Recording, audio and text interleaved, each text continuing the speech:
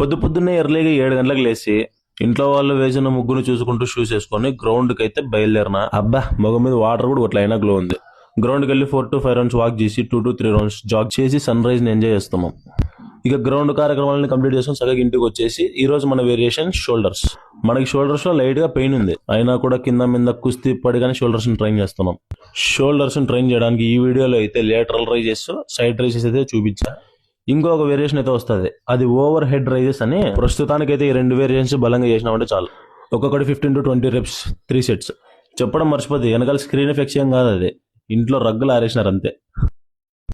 ఇప్పుడు నేను చేస్తున్న ఏదైతే ఉందో అది షోల్డర్ పెయిన్ కి, షోల్డర్ ఫ్లెక్సిబిలిటీకి అయితే అవసరం అవుతుంది. నార్మల్ గా అయితే ఒక బిగ్ మజిల్ ని, ఒక స్మాల్ మజిల్ ని అయితే రోజుకు ఒకసారి ట్రైన్ చేయాలి. ముందే చెప్పాను కదా, మనం beginners, we will start from basics. Okay, ఇది మనం బ్రేక్ఫాస్ట్ మీల్ అయితే తీసుకుంటున్నా. ఇందులో మిల్క్, ఓట్స్, దాని తర్వాత ఒక స్కూప్ ఆఫ్ ప్రోటీన్, కొద్దిగా క్రంచీ కోసం కొద్దిగా కార్న్ ఫ్లెక్స్ అయితే వేస్తే బాగుంటది అనుకుంటున్నా. వేసి బాగా కలిపేద్దాం. తినే దాని మీద ఉన్నంత శ్రద్ధ మనకి దేని మీద ఉండదు, ఎందుకంటే ట్రాన్స్ఫర్మేషన్స్ లో diet plays a vital role. Okay, ఈ రోజు హాలిడే కదా అని చెప్పేసి బండిని అయితే సర్వీసింగ్ కావాలని ఫిక్స్ అయ్యా.